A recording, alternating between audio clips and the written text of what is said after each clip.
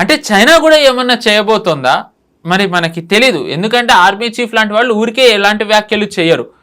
సరే మనం చైనాది కూడా డౌన్ ద లైన్ కొంచెం సేపు చర్చించుకుందాం. బట్ పాకిస్తాన్ గురించి మనం ముఖ్యంగా మాట్లాడుకోవాలి. ఆపరేషన్ సింధూర్ 2.0 జరిగే అవకాశం ఉందా అంటే ఆఫ్ కోర్స్ జరుగుతుందని మనం ఖచ్చితంగా చెప్పలేం, జరగకూడదనే కోరుకుందాం. But hope for the best, prepare for the worst. So ఏంటంటే మన వాళ్ళు దానికే సిద్ధం అవుతున్నారు. ఎందుకు సిద్ధం అవుతున్నారంటే ఇప్పుడు పాకిస్తాన్ అలాంటి పరిస్థితిలో ఉంది. అంటే we have to hope for the best, Pakistan needs to prepare for the worst.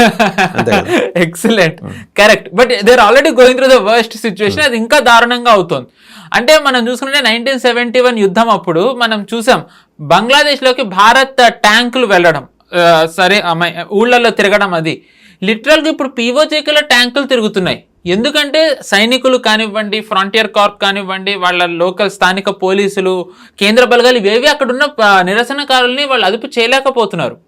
ఇప్పుడు మనం చూసుకున్నట్టయితే గనక పాకిస్తాన్ 5 ప్రావిన్స్లు ఒకటి ఆక్యుపై చేసుకున్నవి, ఇంకొకటి ఏవైతే ప్రావిన్స్లు ఉన్నాయో పీఓజేకే రగులుతోంది. మనం చూసాం జమ్మూ ఆవామ్ కమిటీ అని వాళ్ళని ప్రాస్క్రైబ్డ్ ఆర్గనైజేషన్ గా డిక్లేర్ చేశారు, అరెస్టులు చేస్తున్నారు.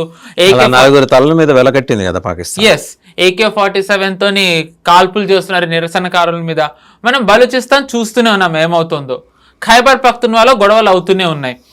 ఆల్మోస్ట్ రోజుకి 50